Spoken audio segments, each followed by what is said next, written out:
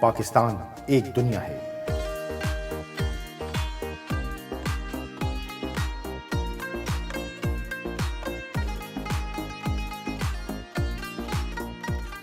مدینہ کے بعد تاریخ کی دوسری اسلامی نظریاتی مملکت، آبادی کے اعتبار سے دنیا کا 5واں سب سے بڑا ملک، دنیا کی 7ویں اور مسلم دنیا کی واحد ایٹمی قوت، دنیا میں امن کا پیامبر، شمال میں دنیا کے حسین ترین خطوں کی اندیکھی دنیا، منفرد کلچر، ناممکن کو ممکن بنانے والوں کی سرزمین۔ تحریک پاکستان کا شمار دنیا میں آزادی کی بڑی اور اہم تحریکوں میں کیا جاتا ہے۔ یہ وہ تحریک ہے جس کے ذریعے اس دور کی سب سے بڑی مسلم مملکت پاکستان وجود میں آئی۔ منزل پاکستان انتھک جد و جہد کی طویل داستان ہے۔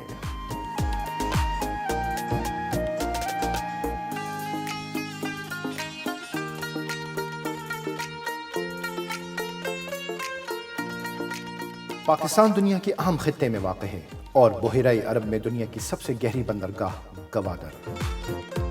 گوادر دنیا کی ترقی کا نیا در۔ پاکستان اور اس سے جڑے صرف 4 پڑوسی ممالک کی مجموعی آبادی دنیا کی کل آبادی کا 52% ہے۔ یوں پاکستان ایک ایسے خطے میں واقع ہے جو دنیا کی بڑی تجارتی مارکیٹوں میں سے ایک ہے۔ اس خطے کی تاریخ قدیم ہی نہیں، اس میں بڑا تنوع بھی ہے۔ پاکستان کی قدیم تاریخ کا آغاز بلوچستان سے ہوتا ہے۔ بلوچی تھیریم، بلوچستان میں بگٹی کی پہاڑیوں کے قریب سے برآمد ہونے والے کرۂ ارض کے پہلے دیو ہیکل ممالیہ کے آثار۔ یہ آثار 34 ملین سال سے 23 ملین سال قدیم ہیں۔ راولپنڈی اسلام آباد کے قریب دریائے سون کی وادی سے پتھر کے اوزار دریافت کیے گئے ہیں۔ یہ 2 ملین یعنی 20 لاکھ سال پہلے یہاں انسانی زندگی کا پتہ دیتے ہیں۔ کوئٹہ سے 80 کلومیٹر دور مہر گڑھ کے قریب برآمد ہونے والے یہ آثار 9000 سال قدیم ہیں۔ دنیا میں کپاس کے قدیم ترین آثار اسی علاقے سے ملے ہیں۔ سندھ کے ضلع خیرپور میں کوٹ ڈی جی کے یہ آثار تقریباً 4800 سال قدیم ہیں۔ یہ وادی سندھ کی تہذیب سے بھی 300 سال قدیم ہیں۔ لاڑکانہ کے قریب یہ وادی سندھ کی تہذیب کا عظیم نقش مونجو دڑو ہے۔ کہا جاتا ہے کہ یہ اپنے عہد میں دنیا کا سب سے بڑا شہر تھا۔ پنجاب کے صوبے ضلع ساہیوال میں واقع ہڑپہ مونجو دڑو کا جڑواں شہر تھا۔ گندھارا تہذیب کا رقبہ بھی خاصا وسیع ہے۔ اس کا زمانہ 1500 قبل مسیح سے 500 عیسوی ہے۔ مہاتما بدھ کے مجسمے، اسٹوپا، خانقاہیں اور دیگر نوادرات اس تہذیب کا سرمایہ ہے۔ بانی پاکستان قائد اعظم محمد علی جناح نے 8 مارچ سن 1944 کو مسلم یونیورسٹی علی گڑھ کے طلباء سے خطاب کرتے ہوئے کہا تھا، پاکستان اسی دن وجود میں آ گیا تھا جب ہندوستان میں پہلا شخص مسلمان ہوا تھا۔ آخری پیغمبر حضرت محمد صلی اللہ علیہ وآلہ وسلم کی حیات طیبہ میں ہی اسلام کی کرنیں اس خطے میں پہنچ چکی تھیں۔ کراچی سے 64 کلومیٹر دور جنوبی ایشیا میں عہد اسلامی کے اولین آثار بھمبور سے ملے ہیں۔ مورخین کا کہنا ہے کہ یہی دیبل نامی بندرگاہ تھی۔ سن 711 عیسوی میں صرف 17 برس کی عمر میں محمد بن قاسم خشکی کے راستے دیبل پہنچے۔ ان کی آمد سے یہ خطہ باب الاسلام بنا۔ افغانستان کے علاقے غزنی کے سلطان محمود غزنوی کو اس علاقے کا سکندر اعظم کہا جاتا ہے۔ محمود غزنوی نے سن 1001 عیسوی سے 1026 کے درمیان اس خطے پر 17 حملے کیے۔ انہوں نے اپنا آخری حملہ سومناتھ کے بت پر کیا اور سارے بت پاش کر دیے، اس لیے تاریخ انہیں بت شکن کے نام سے جانتی ہے۔ سلطان محمود غزنوی کے ہمراہ دنیا کے ایک عظیم سائنسدان اور اہل قلم ابو ریحان البیرونی یہاں تشریف لائے اور کچھ عرصے یہاں قیام کیا۔ ہندوستان کی تاریخ اور کلچر میں ان کی کتاب الہند ایک عظیم کارنامہ ہے۔ البیرونی نے پاکستان کے موجودہ شہر جہلم میں نندانہ میں واقع اس پہاڑی پر زمین کے قطر یعنی سرکمفرنس کی صحیح پیمائش کر کے دنیا کو حیران کر دیا۔ اب اس پہاڑی ٹیلے کو آئندہ نسلوں کے لیے محفوظ کر دیا گیا ہے۔ شمالی ہند میں رشد و ہدایت کی شمع جلانے والے پہلے اور مشہور صوفی بزرگ سید علی بن عثمان ہجویری رحمۃ اللہ علیہ تھے۔ وہ داتا گنج بخش کے لقب سے مشہور ہوئے۔ انہوں نے کئی کتابیں تحریر کی۔ کشف المعجوب شاہکار کا درجہ رکھتی ہے۔ یہ فارسی زبان میں تصوف پر پہلی کتاب ہے۔ صوفیاء کرام کا یہ سلسلہ آگے بڑھتا رہا۔ سلطان الہند غریب نواز خواجہ معین الدین چشتی رحمۃ اللہ علیہ، قطب الدین بختیار کاکی رحمۃ اللہ علیہ، بابا فرید گنج شکر رحمۃ اللہ علیہ، شیخ بہاؤالدین ذکریہ رحمۃ اللہ علیہ، سلطان المشائخ نظام الدین اولیاء رحمۃ اللہ علیہ۔ یہ اور انہی جیسے دیگر صوفیہ اور علماء کی کوششوں سے مسلمانوں کی تعداد مسلسل بڑھتی رہی۔ 1192 میں ترائن کی دوسری جنگ میں محمد غوری کی دیو مالائی شخصیت نے پرتھوی راج کی سپہ سالاری میں 150 راجے اور مہاراجوں پر مشتمل اپنے سے 3 گنا بڑی فوج کو شکست فاش دی۔ یہ ایک تاریخی فتح تھی۔ اس فتح نے جنوبی ایشیا کا نقشہ تبدیل کر دیا۔ محمد غوری نے اپنے نائب قطب الدین ایبک کو اپنا جانشین مقرر کیا اور خود غور کی سمت لوٹ گئے۔ کہا جاتا ہے کہ 15 مارچ سن 1206 کو جب ان کا کارواں موجودہ پنجاب کے شہر جہلم کے ضلع سہاوا کے مقام پر پہنچا تو پہلے سے گھات لگائے ہوئے ایک شخص نے انہیں شہید کر دیا۔ 1994-95 میں اسی مقام پر ملک کے ممتاز ایٹمی سائنسدان ڈاکٹر عبدالقدیر خان نے عظیم حکمران اور جرنیل محمد غوری کا مقبرہ تعمیر کروایا۔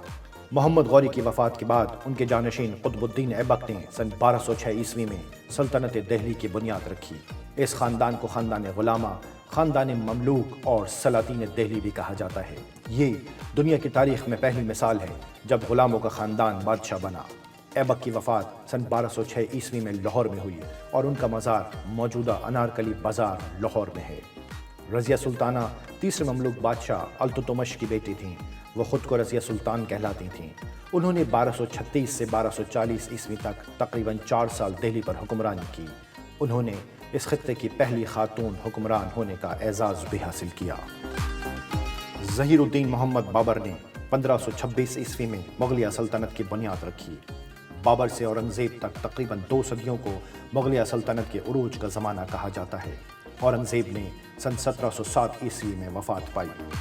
اس زمانے میں مغلیہ سلطنت کا مجموعی رقبہ 40 لاکھ مربع کلومیٹر سے زیادہ تھا۔ یہ رقبہ موجودہ پاکستان کے رقبے سے 5 گنا زیادہ تھا۔ سن 1700 عیسوی میں مغلیہ سلطنت دنیا کی سب سے بڑی معاشی قوت تھی۔ اس وقت مغلیہ سلطنت کی جی ڈی پی دنیا کی معیشت کے 24% تک جا پہنچی تھی، جو اس زمانے کی 2 بڑی معاشی قوتوں چین اور مغربی یورپ سے بھی زیادہ تھی۔ مغلیہ عہد اپنی حسین تعمیرات کی وجہ سے پوری دنیا میں منفرد مقام رکھتا ہے۔ آگرہ میں واقع تاج محل کا شمار تو عجائبات عالم میں کیا جاتا ہے۔ دوسرے مغل بادشاہ ہمایوں کے دور حکومت کے درمیانی عرصے میں سن 1540 عیسوی سے 1556 عیسوی تک شمال مشرق ہند میں سوری خاندان برسر اقتدار رہا۔ اس کے بانی شیر شاہ سوری تھے۔ شیر شاہ کا عظیم کارنامہ سن 1545 عیسوی میں گرینڈ ٹرنک روڈ کی تعمیر ہے، جسے جی ٹی روڈ اور جرنیلی سڑک بھی کہا جاتا ہے۔ اس کا ایک سرا پشاور کے قریب نیلاب نامی مقام اور دوسرا سرا مشرقی بنگال کے سنار گاؤں تھا۔ اس کی مجموعی لمبائی تقریباً 1500 میل یعنی 2400 کلومیٹر تھی۔ اس شاہراہ نے اس خطے کی عوام کا معیار زندگی بلند کرنے میں اہم کردار ادا کیا۔ کہا جاتا ہے کہ جب سکندر اعظم ایران سے ہندوستان کی طرف روانہ ہوئے تو انہوں نے اپنی فوج کو بتایا کہ اب تم اس سنہرے ہندوستان کی طرف کوچ کر رہے ہو جہاں ختم نہ ہونے والے خزانے ہیں۔ چیمبرز انسائیکلوپیڈیا میں درج ہے کہ یہ خطہ صدیوں تک اپنی دولت کے لیے مشہور رہا۔ یہاں زراعت قدیم زمانے سے ہی جاری تھی۔ اناج وافر مقدار میں پیدا ہوتا تھا۔ صنعت انقلاب سے پہلے بھی یہاں صنعتیں قائم تھیں۔ کپاس کی پیداوار کی وجہ سے یہاں انتہائی اعلیٰ قسم کا کپڑا بنتا تھا، جس کی مانگ پوری دنیا میں تھی۔ یہاں کے عوام اپنی معدنی دولت سے بھی فائدے حاصل کر رہے تھے۔ اس خطے کی چمک دمک انگریزوں کو یہاں کھینچ لائی۔ 31 دسمبر سن 1600 عیسوی کو انگلینڈ کی ملکہ الزبتھ اول کے شاہی فرمان سے ایسٹ انڈیا کمپنی قائم کی گئی۔ اس کے قیام کا مقصد ابتدا میں مشرق اور جنوب مشرقی ایشیا اور انڈیا میں انگریزوں کی تجارت کو فروغ دینا تھا۔ مغل بادشاہ جہانگیر کے عہد میں کمپنی کے لیے تجارتی پروانہ حاصل کیا گیا۔ ابتدا میں کمپنی نے اس خطے سے کپاس، ریشم، نیل، گرم مسالے اور شورے، جس کا کیمیائی نام پوٹاشیم نائٹریٹ ہے، انگلینڈ بھیجنا شروع کیا، اور پھر ان اشیاء کو دوسرے ملکوں کو فروخت کر کے ناقابل یقین منافع کمایا جانے لگا۔ خصوصاً شورا بہت ہی قیمتی تھا کیونکہ وہ بارود بنانے میں استعمال ہوتا تھا۔ 1700 کی دہائی کے وسط یعنی 1750 سے 1800 عیسوی کی دہائی کے آغاز میں دنیا کی کل تجارت کا نصف حصہ کمپنی سے منسوب ہو گیا تھا۔ کہا جاتا ہے کہ انگلینڈ اور دیگر یورپی ملکوں اور امریکہ میں آنے والے صنعتی انقلاب کے دوران انگلینڈ میں سرمایہ کاری میں کمپنی کی وہی دولت استعمال کی گئی جو اس نے جنوبی ایشیا سے حاصل کی تھی۔ ایسٹ انڈیا کمپنی نے سن 1600 عیسوی میں اپنے قیام سے 19ویں صدی کے وسط تک تقریباً 250 سال اس خطے میں برطانوی شہنشاہیت کے ایجنٹ کا کردار ادا کیا۔ اس کے کارندوں نے کھل کر سیاست کی۔ انگریزوں نے جنوبی ایشیا میں اپنے اقتدار کو مستحکم کرنے کے لیے تمام حربے آزمائے۔ انہوں نے سازشوں کے جال بچھائے۔ ایک حریف کے خلاف دوسرے حریف کو بھڑکایا، جو خریدے جا سکتے تھے ان کی قیمت لگائی اور جو انمول تھے انہیں بزور طاقت ختم کرنے کا فیصلہ کیا۔ 23 جون سن 1757 کو جب پلاسی کے میدان میں انگریز اور 24 سالہ نواب سراج الدولہ آمنے سامنے ہوئے تو ان کے پہلے سے بکے ہوئے سپہ سالار میر جعفر نے عین میدان جنگ میں غداری کا مظاہرہ کیا۔ جنگ کے 9ویں دن سراج الدولہ کو گرفتار کر کے شہید کر دیا گیا۔ انگریزوں نے میر جعفر کو غداری کا انعام دے کر بنگال، بہار اور اڑیسہ کا کٹ پتلی نواب بنا دیا۔ ابھی ایک مارکا اور باقی ہے، ایک ایسی جنگ جس کے نتائج نے اس خطے کی تاریخ بدل دی۔ وہ ایک عظیم رہنما تھے، تاریخ انہیں ٹیپو سلطان کے نام سے جانتی ہے۔ وہ جنوبی ایشیا کی سلطنت میسور کے حکمران حیدر علی کے صاحبزادے تھے۔ ٹیپو سلطان نے انگریزوں کو کئی جنگوں میں شکست دی تھی۔ 1799 عیسوی میں چوتھی جنگ میسور کے لیے انگریزوں نے پہلے سے ہی کئی میر جعفر تلاش کر لیے تھے۔ مشہور مورخ محب الحسن نے ہسٹری آف ٹیپو سلطان میں لکھا، وہ افراد ٹیپو سلطان کی سلطنت کی 2 اہم ستون میر صادق اور پورنیا ملٹری کمانڈرز، سید صاحب اور قمر الدین، اور قلعہ سرنگا پٹن کے کمانڈنٹ میر ندیم تھے۔ اس موقع پر ٹیپو سلطان نے وہ تاریخی فقرہ کہا جو دنیا کے تمام شہیدوں کی آبرو بن گیا، شیر کی ایک دن کی زندگی گیدڑ کی 100 سالہ زندگی سے بہتر ہے۔ 4 مئی سن 1799 عیسوی کو ٹیپو سلطان لڑتے لڑتے شہید ہو گئے۔ ٹیپو سلطان کی شہادت کے بعد انگریزوں کا پہلا مشن مکمل ہو گیا۔ دہلی میں ایک مختصر جنگ ہوئی اور 14 ستمبر سن 1803 کو مغل بادشاہ شاہ عالم ثانی کی دعوت پر انگریز کمانڈرز دہلی میں داخل ہو گئے۔ اس زمانے میں مغل بادشاہ شاہ عالم ثانی کی حکومت اتنی کمزور ہو چکی تھی کہ یہ فقرہ ضرب المثل بن گیا تھا، سلطنت شاہ عالم از دلی تا پالم۔ 19ویں صدی کے آغاز میں سید احمد شہید اور شاہ اسماعیل شہید باطل قوتوں کے خلاف جہاد کرتے رہے۔ صوبہ سرحد میں واقع بالاکوٹ کی اس حسین وادی میں سید احمد شہید اور سکھوں کے درمیان آخری لڑائی 6 مئی سن 1831 کو ہوئی۔ آپ بہادری سے لڑتے ہوئے شہید ہوئے۔ شاہ اسماعیل شہید حضرت شاہ ولی اللہ کے پوتے اور سید احمد شہید کے مرید تھے۔ انہوں نے بھی اسی معرکے میں شہادت پائی۔ ان کا مزار اپنے مرشد سے کچھ فاصلے پر ہے۔ ادھر بمبئی پریزیڈنسی کے commander major general Charles Napier نے 17 فروری سن 1843 کو جنگ میانی اور 1 ماہ بعد 24 مارچ 1843 کو جنگ دبو یا جنگ حیدرآباد میں تالپور حکمرانوں کو شکست دے کر سندھ پر قبضہ کر لیا۔ 1857 کے اوائل ہی سے انگریز اور مقامی افراد کے درمیان جھڑپوں کا آغاز ہو گیا تھا۔ پھر دہکتی چنگاریاں آتش فشاں بن گئیں۔ زیادہ تر مورخین نے لکھا کہ جنگ آزادی کا آغاز 9 مئی سن 1857 کو میرٹھ سے ہوا۔ جنگ آزادی کی وجوہات میں سیاسی، سماجی، مذہبی، معاشی اور فوجی عوامل شامل تھے، لیکن بنیادی وجہ انگریز حکمرانوں کا مقامی آبادی سے نفرت انگیز رویہ تھا۔ جنگ آزادی تیزی سے پھیلنے کا سبب اینفیلڈ پیٹرن نامی ایک رائفل تھی۔ کہا جاتا ہے کہ اس رائفل کے لیے جو کارتوس استعمال کیا جاتا تھا وہ ایک ایسی پیکنگ میں ہوتا تھا جسے کھولنے کے لیے دانتوں کی مدد لازمی تھی، اور اس پیکنگ میں ایک ایسی چکنائی استعمال کی گئی جو گائے اور سور کی چربی سے بنی تھی۔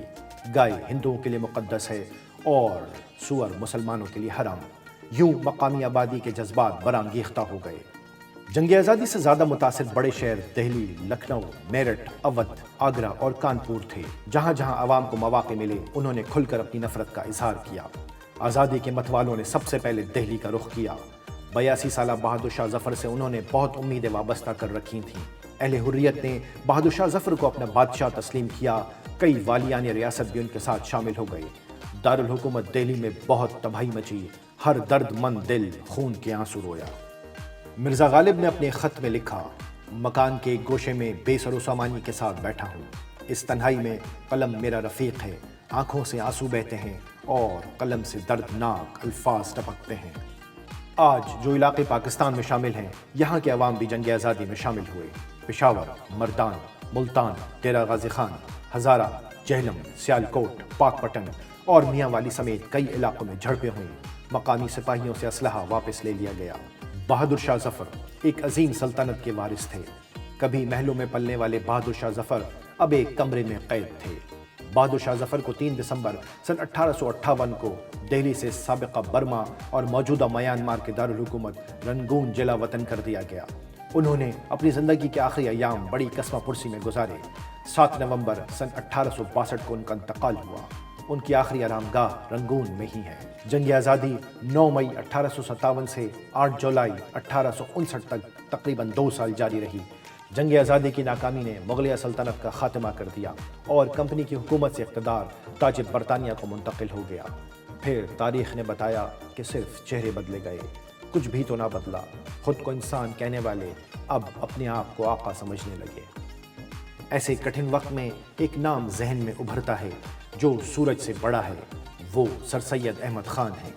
1857 کی جنگ آزادی میں ناکامی کے بعد سر سید نے ایک پشمردہ قوم میں نئی روح پھونکی۔ سر سید نے لکھا، غدر میں کیا ہوا؟ ہندوؤں نے شروع کیا، مسلمان جلے تھے، وہ بیچ میں کود پڑے۔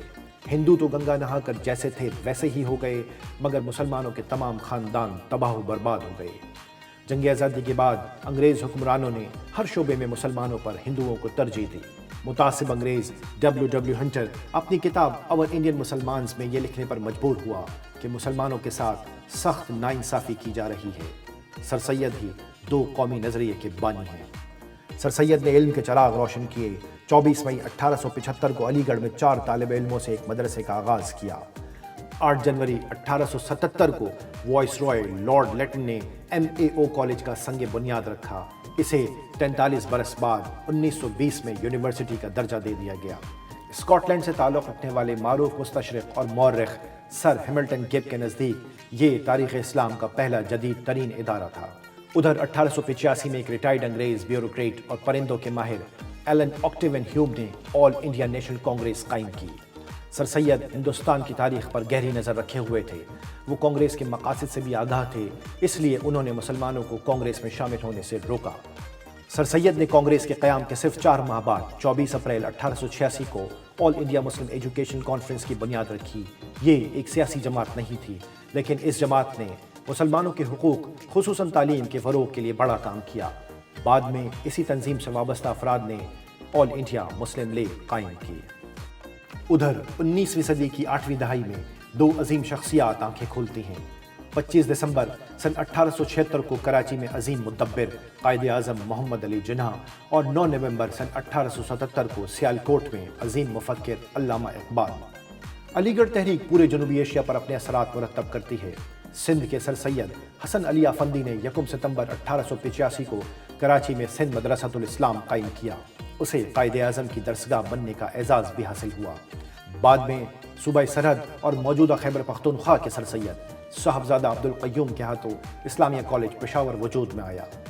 محمد علی جناح نے 11 مئی 1895 کو برطانیہ کی مشہور قانونی درسگاہ لنکن اینڈ سے صرف 19 برس کی عمر میں بار ایکٹ لا کیا اور اس خطے کے سب سے کم عمر بیرسٹر ہونے کا اعزاز حاصل کیا۔ 20ویں صدی کا آغاز ہوتا ہے۔ برطانیہ کی بادشاہت اپنے عروج پر ہے۔ انگریز کرۂ ارض کے 5ویں حصے پر حکمران ہیں۔ انڈیا کی وائس رائے لارڈ کرزن نے 16 اکتوبر سن 1905 کو ایک بڑے صوبے بنگال کو 2 بڑے حصوں مشرقی بنگال اور مغربی بنگال میں تقسیم کیا۔ ہندوؤں نے فوراً احتجاج شروع کیا۔ مغربی بنگال میں فسادات پھوٹ پڑے۔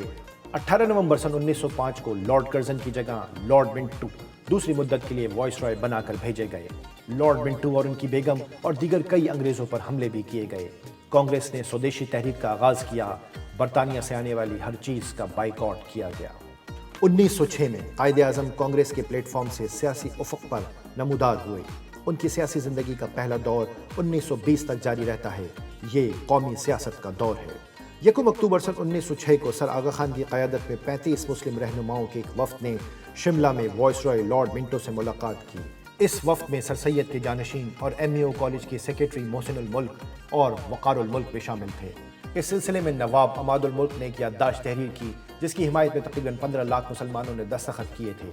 شملہ وفد کے 2 بنیادی مطالبات تھے۔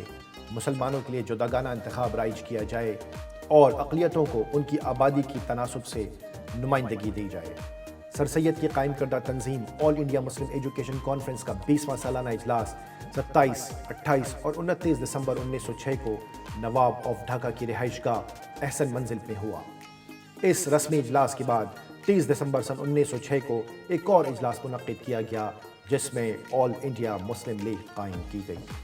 قائد اعظم 4 جنوری سن 1910 کو بمبئی سے مسلمانوں کی مخصوص نشست پر پہلی بار امپیریل لیجسلیٹو کونسل کے ممبر منتخب ہوئے۔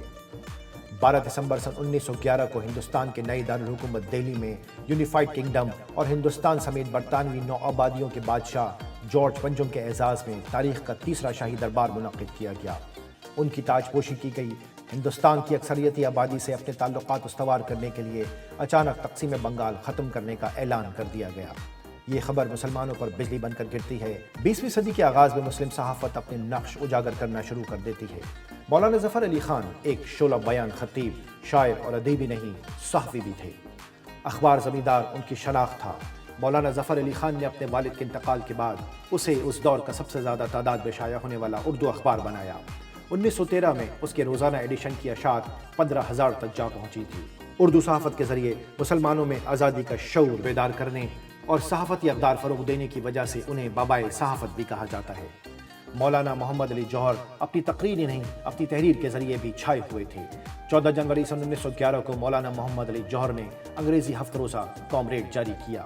اس کے زیادہ تر مضامین جوہر خود تحریر کرتے تھے۔ کامریڈ نے انگریزوں کو بھی انگریزی سکھائی۔ ہندوستان کے وائسرائے لارڈ ہارڈنگ اور ان کی بیگم کامریڈ کے مستقل خریداروں میں شامل تھے۔ سن 1913 میں مولانا محمد علی جوہر نے روزنامہ ہمدرد کا آغاز کیا۔ یہ اردو زبان کا پہلا روزنامہ تھا جو ٹائپ میں شائع ہوتا۔ 21 جون سن 1913 کو قائد اعظم دوسری مدت کے لیے امپیریل لیجسلیٹو کونسل کے ممبر بنے۔ 10 اکتوبر سن 1913 کو قائد اعظم نے لندن میں آل انڈیا مسلم لیگ کی رکنیت کے فارم پر دستخط کیے۔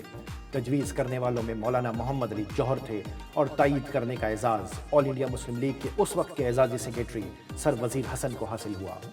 1916 سے 1928 تک ہندو اور مسلم رہنما ایک دوسرے کے قریب آئے، کیونکہ دونوں قوموں کے معتدل رہنماؤں کا خیال تھا کہ دونوں قوموں کے اتحاد کے بغیر انگریز حکمرانوں سے حقوق حاصل کرنا آسان نہیں۔ قائد اعظم اس سلسلے میں مرکزی کردار ادا کرتے ہیں۔ کانگریس اور مسلم لیگ کے 2 مسلسل سالانہ اجلاس 1915 میں بمبئی اور 1916 میں لکھنؤ میں منعقد کیے جاتے ہیں۔ کانگریس اور مسلم لیگ کے درمیان 30 دسمبر 1916 کو لکھنؤ میں ہندوستان کی تاریخ میں پہلی بار ایک معاہدے پر دستخط ہوئے۔ یہ تاریخی معاہدہ میثاق لکھنؤ کہلاتا ہے۔ میثاق لکھنؤ مسلمانوں کی ایک بہت بڑی کامیابی تھا، کیونکہ مسلمانوں کے بنیادی مطالبات، جداگانہ انتخاب اور سینٹرل کونسل میں 1/3 نشستیں تسلیم کر لیے گئے تھے۔ میثاق لکھنؤ کے بعد 1918 میں ہندوستان کی مشہور سیاستدان اور شاعرہ مسز سروجنی نائیڈو کی مدراس سے شائع ہونے والی کتاب محمد Ali Jinnah N ambassador of unity شائع ہوئی۔ اس میں انہوں نے لکھا، گوکھلے نے اپنے انتقال سے پہلے مجھے پونے میں کہا تھا کہ جناح نے ہندو مسلم اتحاد کے لیے حقیقی کوششیں کی ہیں اور یہ تمام کوششیں فرقہ وارانہ تعصب سے عاری ہیں۔ یہی انہیں ہندو مسلم اتحاد کا بہترین سفیر بنائیں گی۔ تحریک خلافت جنوبی ایشیا کی بڑی تحریکوں میں سے ایک تحریک ہے۔ 1299 عیسوی سے سن 1922 عیسوی تک 600 برس سے زیادہ عرصے تک موجودہ ترکی اور اس کے ارد گرد کے علاقے سلطنت عثمانیہ سے وابستہ رہے۔ اس سلطنت نے اپنے عروج کے زمانے میں جنوب مشرقی یورپ، مغربی ایشیا اور شمالی افریقہ کے ایک وسیع رقبے پر حکومت کی۔ مغلیہ سلطنت کے زوال کے بعد عالم اسلام کی امیدوں کا محور سلطنت عثمانیہ ہی تھی۔ 1914 سے 1918 تک پہلی جنگ عظیم جاری رہی۔ برطانیہ اتحادیہ فوج میں شامل تھا۔ حالات نے ترکی کو جرمنی کا ساتھ دینے پر مجبور کر دیا۔ پہلی جنگ عظیم میں جرمنی کو شکست ہوئی اور سلطنت عثمانیہ پر معاہدہ مسلط کر کے اس کے حصے بکھرے شروع کر دیے گئے۔ گاندھی جی وطن واپس آ چکے تھے اور اپنی بین الاقوامی شہرت سے یہاں کی سیاست کو اپنے تابع کرنے میں مصروف تھے۔ جنوبی ایشیا کے عوام نے ترکی کے ساتھ انگریزوں کے نامناسب رویے اور وہاں خلافت کی بحالی کے لیے بھرپور تحریک چلائی۔ 3 جون سن 1920 کو دہلی میں سپریم خلافت کمیٹی قائم کی گئی، جس کے چیئرمین گاندھی جی تھے۔ فیصلے کے تمام اختیارات گاندھی جی کو حاصل ہو گئے تھے۔ علی برادران اور ان کی والدہ بی اماں ان ابتدائی مسلم خواتین میں سے ایک تھیں جنہوں نے تحریک آزادی میں بھرپور حصہ لیا۔ انہوں نے تحریک خلافت میں خواتین کو متحرک کرنے میں اہم کردار ادا کیا۔ ادھر 1 اگست سن 1920 سے گاندھی جی نے خلافت تحریک کو برطانوی حکومت کے خلاف عدم تعاون کی تحریک بنا دیا۔ جلوس نکلے، ہڑتالیں ہوئیں اور جیلیں بھری گئیں۔ انگریزوں کو دیے ہوئے خطابات واپس کر دیے گئے۔ 1919، 1920 اور 1921 میں کانگریس اور مسلم لیگ کے سالانہ اجلاس ایک ہی شہر امرتسر، ناگپور اور احمد آباد میں منعقد کیے گئے۔ جدید ترکی کے بانی مصطفیٰ کمال اتاترک کے برسر اقتدار آنے کے بعد 3 مارچ سن 1924 کو ترکی کی گرینڈ نیشنل اسمبلی نے خود ہی خلافت کا خاتمہ کر دیا۔ ترکی میں تو خلافت کا خاتمہ ہو گیا، لیکن ادھر جنوبی ایشیا میں علی برادران کی آل انڈیا خلافت کانفرنس کے سالانہ اجلاس باقاعدگی سے 1933 تک جاری رہے۔ تحریک خلافت سے یہاں کے مسلمانوں کو بڑا فائدہ یہ ہوا کہ انہیں بڑی تحریک کا تجربہ حاصل ہوا، جس سے ان کا عزم اور حوصلہ بلندیوں پر پہنچ گیا۔ اس سے انہیں مستقبل میں مشکلات کا سامنا کرنے میں آسانیاں ہوئیں۔ تحریک خلافت کی جذباتی فضا میں قائد اعظم کی شخصیت ایک اعلیٰ مدبر اور مستقبل کا ویژن رکھنے والے عظیم رہنما کی حیثیت سے نمایاں ہوئی۔ انہوں نے آل انڈیا خلافت کانفرنس کے اجلاس کے موقع پر ترکی کے عوام کو ہمیشہ اپنے تعاون کا یقین دلایا اور ان کے لیے دعا گو رہے۔ یہی نہیں، قائد اعظم نے انگریز حکومت کی جانب سے منظور کیے جانے والے انسانی حقوق کے سیاہ قانون رولٹ ایکٹ کے خلاف بھی عوام کے جذبات کا احترام کرتے ہوئے امپیریل لیجسلیٹو کونسل سے 28 مارچ سن 1919 کو استعفیٰ دے دیا۔ 31 دسمبر سن 1919 کو آل انڈیا مسلم لیگ کے 12ویں سالانہ اجلاس بمقام امرتسر قائد اعظم کو آل انڈیا مسلم لیگ کا تیسرا مستقل صدر منتخب کر لیا گیا۔ 1920 میں قائد اعظم نے گاندھی کے آمرانہ اقدامات کے سبب پہلے ہوم رول لیگ سے اور پھر کانگریس سے اپنا رابطہ توڑ لیا۔ 26 نومبر سن 1927 کو حکومت برطانیہ نے اچانک ایک کمیشن تشکیل دیا۔ اس کا مقصد 1919 کے گورنمنٹ آف انڈیا ایکٹ میں اصلاحات کرنا تھا۔ 7 رکنی کمیشن کے سربراہ مشہور قانون دان جان سائمن تھے، اس لیے اسے سائمن کمیشن کہا گیا۔ سائمن کمیشن نے 1928 میں ہندوستان کے 2 دورے کیے۔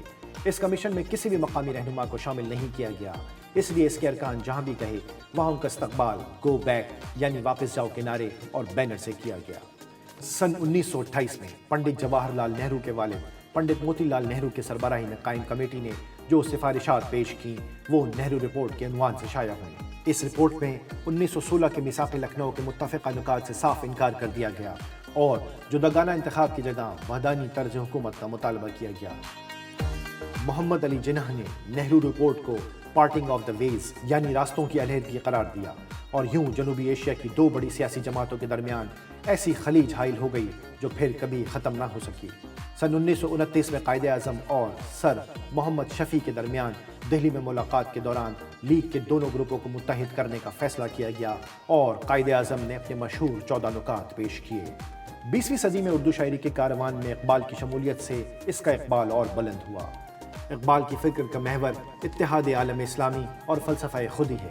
اقبال نے الہ آباد میں آل انڈیا مسلم لیگ کے تاریخی اجلاس سے 30 دسمبر سن 1930 کو خطاب کرتے ہوئے کہا، میں پنجاب، صوبہ سرحد، سندھ اور بلوچستان کو ایک واحد ریاست میں مدغم دیکھنا چاہتا ہوں۔ خود مختار حکومت خواہ برطانوی سلطنت کے اندر ہو یا اس سے باہر، مجھے ایک متحدہ ریاست شمال مغربی ہندوستان کے مسلمانوں کی آخری منزل معلوم ہوتی ہے۔ برطانیہ کے ممتاز مصنف اور دنیا بھر میں دا اسپیکٹیٹر جیسے ہفت روزہ کے ایک سابق ایڈیٹر سر ایویلین رینچ نے اپنی کتاب امورٹل ایئر میں لکھا، جب میں نے مسٹر جناح سے پوچھا آپ کے ذہن میں پاکستان کا پہلی بار روشن اور واضح تصور کب آیا تو انہوں نے کہا 1930 میں۔ ادھر وقت گزرنے کے ساتھ ساتھ ہندوستان کے آئینی مسائل مزید الجھتے گئے۔ آئینی مسائل کے حل کے لیے 1930 سے 1932 تک لندن میں گول میز کانفرنسز کا انعقاد کیا گیا۔ پہلا اجلاس 12 نومبر سن 1930، دوسرا 7 ستمبر 1931 اور تیسرا اجلاس 17 نومبر سن 1932 کو منعقد ہوا۔ قائد اعظم نے کانفرنس کے پہلے ہی دن 16 مسلم مندوبین کے ترجمان کی حیثیت سے اپنے مختصر خطاب میں وہ سب کچھ کہہ دیا جو کوئی اور رہنما گھنٹوں جاری رہنے والے خطاب میں نہیں کہہ سکا۔ دی ٹائمز لندن 13 نومبر سن 1930 کو اپنی رپورٹ میں لکھتا ہے، قائد اعظم نے کہا، جناب صدر، میں خوش ہوں کہ آپ نے اس حقیقت کی طرف اشارہ کیا کہ برطانوی حکمرانوں اور مدبرین کی طرف سے وقتاً فوقتاً اس نوعیت کے جو اعلانات کیے گئے ہیں کہ ہندوستان میں برطانوی حکومت کا کام وہاں کے لوگوں کو حکومت خود اختیاری کے لیے تیار کرنا ہے، بالکل صاف اور واضح تھے۔ لیکن میں زور دے کر کہوں گا کہ ہندوستان توقع کرتا ہے کہ اب ان اعلانات کو جلد عملی جامہ پہنایا جائے۔ مارچ سن 1933 میں گول میز کانفرنس کی سفارشات ایک وائٹ پیپر کی شکل میں شائع کی گئیں۔ کانفرنس کے بارے میں صرف اتنا کہنا کافی ہوگا، نشستن، گفتن، برخاستن۔ قائد اعظم پہلی گول میز کانفرنس میں ناکامی کے بعد 1931 میں لندن میں مستقل رہائش اختیار کر لیتے ہیں۔ وہاں پر گھر خرید کر قانونی پریکٹس بھی شروع کر دیتے ہیں اور برٹش پارلیمنٹ میں اپنے لیے نشست حاصل کرنے کے امکانات کا جائزہ لیتے ہیں۔ وہ اس دوران وطن آتے جاتے رہتے ہیں۔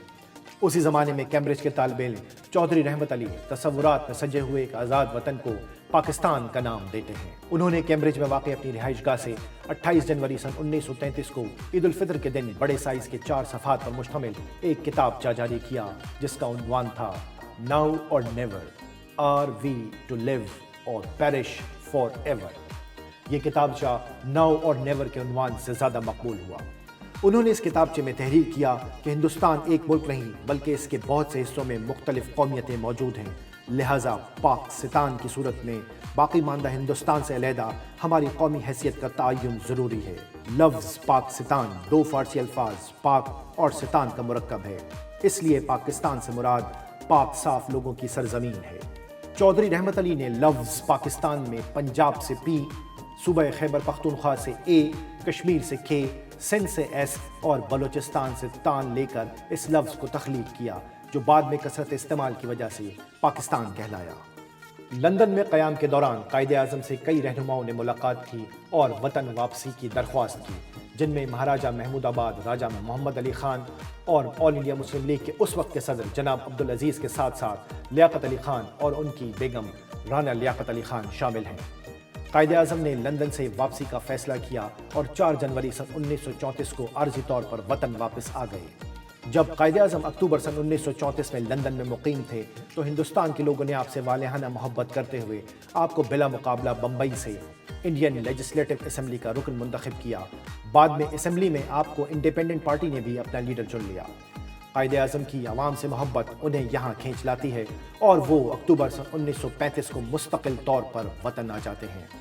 اسی دوران قائد اعظم کے 14 نکات کا ایک نکتہ برطانوی حکومت تسلیم کر لیتی ہے۔ 1 اپریل سن 1936 کو سندھ کی صوبائی حیثیت بحال کر دی جاتی ہے اور یوں مستقبل کا مسلم اکثریتی ایک صوبہ مسلمانوں کو واپس مل جاتا ہے۔ 11 اور 12 اپریل کو آل انڈیا مسلم لیگ کا سالانہ اجلاس سر وزیر حسن کی صدارت میں بمبئی میں ہوتا ہے۔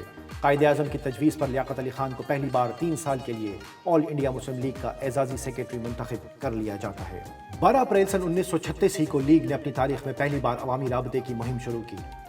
اسی زمانے میں پنڈت جواہر لال نہرو نے کہا تھا کہ ہندوستان میں 2 پارٹیاں ہیں، برٹش اور کانگریس۔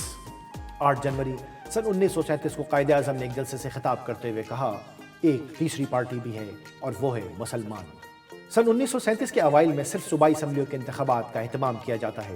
آل انڈیا مسلم لیگ 4 صوبوں سندھ، سرحد، بہار اور اڑیسہ میں پارلیمانی بورڈ قائم کرنے میں ناکام رہتی ہے اور وہاں کوئی امیدوار کھڑا نہیں کر پاتی۔ ان انتخابات کے نتائج کچھ اس طرح سے رہے کہ مسلم لیگ 108 مسلم نشستیں جیتتی ہے اور فتح کا تناسب 22% رہتا ہے۔ کانگریس مسلم نشستوں پر صرف 5% کامیابی حاصل کرتی ہے۔ ان نتائج نے کانگریس کے اس دعوے پر بڑی کاری ضرب لگائی کہ وہ ہندوستان کے تمام طبقوں کی نمائندہ جماعت ہے۔ جولائی سن 1937 سے اکتوبر سن 1939 تک 2.25 سال کے دوران ہندوستان میں کانگریس عملاً ہندو راج نافذ کر دیتی ہے۔ علامہ اقبال 21 جون سن 1937 کو قائد اعظم کے نام اپنے خط میں تحریر کرتے ہیں، اس وقت جو طوفان شمال مغرب ہندوستان اور شاید پورے ہندوستان میں برپا ہونے والا ہے، اس میں قوم صرف آپ ہی کی ذات گرامی سے محفوظ رہنمائی کی توقع رکھتی ہے۔ 15 سے 18 اکتوبر سن 1937 کو لیگ کے 25ویں سالانہ اجلاس کی میزبانی لکھنؤ نے کی۔ قائد اعظم صدر نشین تھے۔ لیگ کا لکھنؤ اجلاس ایک تاریخ ثابت ہوا۔ جنوری سن 1937 میں طلبہ کی کانفرنس میں آل انڈیا مسلم اسٹوڈنٹ فیڈریشن قائم کی گئی۔ مسلم اسٹوڈنٹ فیڈریشن کی شاخیں ملک کے طول و عرض میں قائم کی گئیں۔ اس تنظیم نے لیگ کے ہراول دستے کا کردار ادا کیا۔ قائد اعظم کی صدارت میں 26 سے 29 دسمبر سن 1938 میں لیگ کے 26ویں سالانہ اجلاس کا انعقاد پٹنہ میں کیا گیا۔ اس اجلاس میں مسلم خواتین کو تحریک پاکستان میں مزید متحرک کرنے کے لیے محترمہ فاطمہ جناح کی قیادت میں آل انڈیا مسلم ویمن سب کمیٹی تشکیل دی گئی۔ 1 ستمبر سن 1939 کو دوسری جنگ عظیم کا آغاز ہوتا ہے۔ جیسے جیسے جنگ آگے بڑھتی ہے، اس کی ہلاکت خیزیوں میں اضافہ ہوتا ہے اور آئندہ 6 برسوں میں 4 سے 5 کروڑ افراد ہلاک ہو جاتے ہیں۔ کانگریس نے موقع سے فائدہ اٹھاتے ہوئے 15 ستمبر سن 1939 کو اعلان کیا کہ اگر برطانیہ ہندوستان کو مکمل اور فوری آزادی دینے کا وعدہ کرے تو کانگریس جنگ میں برطانیہ کا ساتھ دینے کے لیے تیار ہے۔ انگریز حکومت اس شرط کو مسترد کر دیتی ہے۔ کانگریسی حکومتوں کے خلاف مسلمانوں کے شدید رد عمل اور انگریزوں کی کانگریسی شرائط نہ قبول کرنے کی وجہ سے کانگریس ستمبر سن 1939 تک تمام وزارتوں سے مستعفی ہو جاتی ہے۔ جواباً قائد اعظم اعلان کرتے ہیں کہ 22 دسمبر سن 1939 کو پورے ملک میں یوم نجات منایا جائے۔ والپورٹ جناح آف پاکستان میں لکھتے ہیں، دسمبر سن 1939 میں جناح مستقبل کے لائحہ عمل کے انتخاب پر پورے انہماک سے غور کرنا شروع کر دیتے ہیں۔ وہ جلد کسی نتیجے پر پہنچنے والے ہوتے ہیں تاہم جنگ عظیم دوم کے دباؤ اور خرابی صحت کی بنا پر لیگ کے سالانہ اجلاس کو اگلے سال موسم بہار یعنی مارچ سن 1940 تک ملتوی کرنے کا فیصلہ کرتے ہیں۔ قائد اعظم 22، 23 اور 24 مارچ سن 1940 آل انڈیا مسلم لیگ 27واں سالانہ اجلاس اور میزبان شہر لاہور ہماری تاریخ کے روشن حروف ہیں۔ سابقہ منٹو پارک اور موجودہ اقبال پارک میں شامیانوں میں 60,000 افراد موجود تھے۔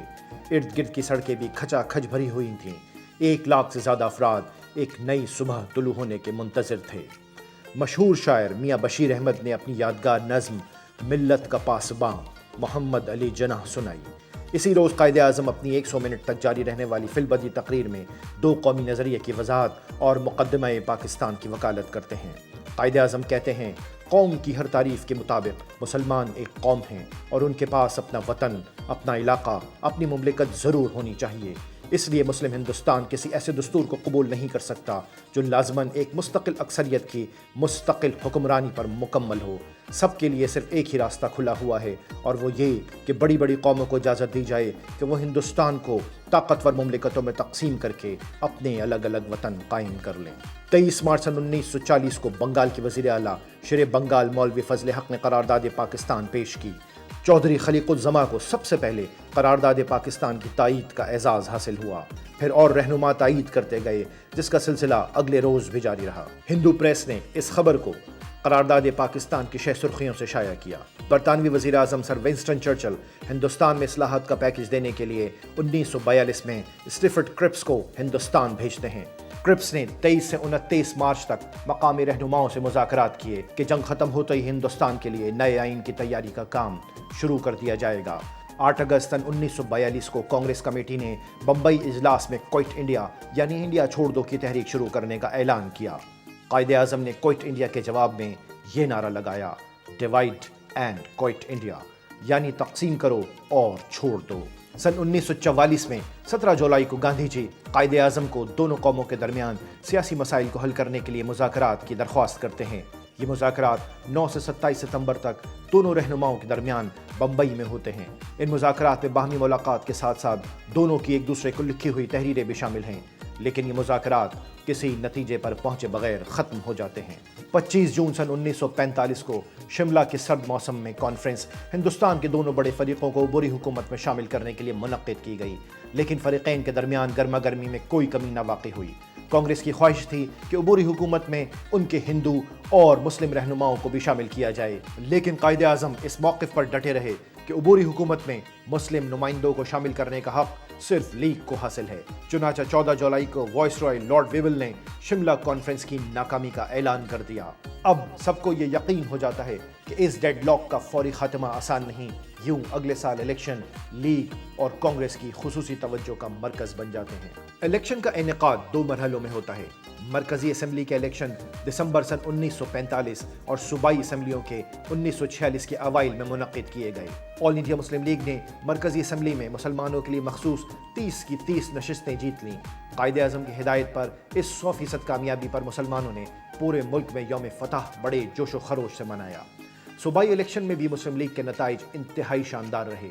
494 مسلم نشستوں میں سے لیگ نے 439 نشستیں جیتیں۔ نشستوں کی فتح کا تناسب 88.87% رہا۔ کانگریس مسلم نشستوں کے حصول میں بری طرح ناکام رہی اور یوں ان الیکشنز نے ہندوستان کو 2 واضح حصوں میں تقسیم کر دیا۔ اب پاکستان کے خد و خال واضح ہونے لگے۔ 24 مارچ سن 1946 کو کیبنٹ مشن ہندوستان بھیجا گیا۔ یہ برطانیہ کی 3 اہم شخصیات پر مشتمل تھا: وزیر ہند لارڈ پیتھک لارنس، وزیر تجارت سر اسٹیفرڈ کرپس اور سربراہ بحریہ اے وی الیگزینڈر۔ یہ مشن 2 اہم نکات پر مقامی رہنماؤں سے مذاکرات میں مصروف رہا: دستور سازی پر زیادہ سے زیادہ اتفاق رائے اور دوسرا عبوری حکومت کی تشکیل۔ وائس رائے لارڈ ویول نے ہیلے بہانے بنا کر کانگریس سے کھلے عام جانبداری کا ایک اور مظاہرہ کیا اور 2 ستمبر کو ایسی عبوری حکومت تشکیل دی جو صرف کانگریس کے وزیروں پر مشتمل تھی۔ لیگ نے 2 ستمبر کو یوم سیاہ منایا۔ وائس رائے کو اپنی غلطی کا احساس ہوا۔ وائس رائے لیگ اور کانگریس کے درمیان طویل مذاکرات ہوئے جس کے نتیجے میں عبوری حکومت کی تشکیل کی گئی۔ 6 کانگریسی، 5 لیگی اور 3 اقلیتی نمائندوں پر مشتمل عبوری حکومت قائم ہوئی۔ 1946 کے اوائل میں صوبائی اسمبلیوں کے انتخابات میں پنجاب میں لیگ 79 نشستوں کے ساتھ سب سے بڑی پارٹی بن گئی۔ 20 फरवरी सन 1947 को बरतानवी वजीर आज़म एटली ने दारुल अवाम में अपने साथियों को मुतला किया कि ज़्यादा से ज़्यादा जून सन 1948 तक हिंदुस्तान के ज़िम्मेदार हाथों को इक़्तिदार मुंतकिल करने के लिए ज़रूरी इक़दाम किए जाएँ। 12 मार्च को कायदे आज़म ने बम्बई में सहाफ़ियों से गुफ्तगू करते हुए कहा, अब हम अपने पाँव पर खड़े होने के काबिल हैं, इंशाअल्लाह हम पाकिस्तान लेकर रहेंगे। मलका विक्टोरिया के पोते लॉर्ड माउंटबेटन आखिरी वाइसरॉय की हैसियत से 22 मार्च सन 1947 को वहाँ पहुँचते हैं। लॉर्ड माउंटबेटन मकामी रहनुमाओं से गुफ्तो शनीद के बाद इस नतीजे पर पहुँचते हैं कि वो कैबिनेट मिशन प्लान पर अमल दरामद नहीं करा सकेंगे। 2 जून सन 1947 को वाइसरॉय ने 7 रहनुमाओं कायदे आज़म, कायदे मिल्लत, सरदार अब्दुल रब नश्तर, पंडित नेहरू, पटेल, क्रिलानी और बलदेव सिंह से गुफ्तो शनीद की और इन्हें तक़सीम हिंद के मंसूबे से आगाह किया। इसे तहरीरी शक्ल में रहनुमाओं के हवाले किया गया। 3 जून सन 1947 को ऑल इंडिया रेडियो से पंडित नेहरू ने तकरीर की और फिर अपनी तकरीर के आखिर में जय हिंद का नारा लगाया। फिर कायदे आज़म ने पुरजोर तकरीर की और इख्तिताम पर पाकिस्तान जिंदाबाद का नारा लगाया। We must remember that we have to take momentous decisions and handle grave issues facing us in the solution of the complex political problem of this great subcontinent inhabited by 400 millions of people. जनूबी Asia के मुसलमानों की मंजिल पाकिस्तान अब उनके सामने थी। 7 अगस्त सन 1947 को कायदे आज़म अपनी हमशीरा मोहतरमा फातिमा जिन्ना के हमरा दिल्ली से कराची पहुंचे। जब्त के सारे बंधन टूट गए। अवाम ने अपने कायद का वालिहाना इस्तकबाल किया। माउंटबेटन 13 अगस्त को कराची पहुंचे। 14 अगस्त की सुबह 26वां रोज़ा था। कायदे आज़म और लॉर्ड माउंटबेटन मौजूदा सिंध असेंबली बिल्डिंग तकरीबन 9 बजे पहुंचे। यहाँ बरतानवी हुकूमत से पाकिस्तानी हुकूमत को इक़्तिदार मुंतकिल करने की रिवायती तकरीब हुई। यूं इक़्तिदार की मुंतकली 14 अगस्त को हो गई। हमारी मंजिल पाकिस्तान है। मुल्क को आज़ाद हुए बरसों बीत गए। हमारी कम अज़ कम 3 नस्लें आज़ाद मुल्क में जवान हो चुकी हैं। लफ्ज़ पाकिस्तान में काफ या खे कश्मीर से लिया गया था। कश्मीर हमारी शहरग है। कश्मीर के बगैर पाकिस्तान नामुकम्मल है। हमारे नौखेज़ फूल और जमा अज़म नौजवान हमेशा ये याद दिलाते रहेंगे कि मायूसियों के अंधेरे में मायूसी नहीं होती। वो उम्मीद के दिए रोशन करते रहेंगे। वो ख्वाब बुनते रहेंगे, कदम आगे बढ़ाते रहेंगे, आगे और आगे। ख्वाब अमल की राह दिखाते हैं, मंजिल नहीं, मंजिलें हमारी मुंतज़िर हैं।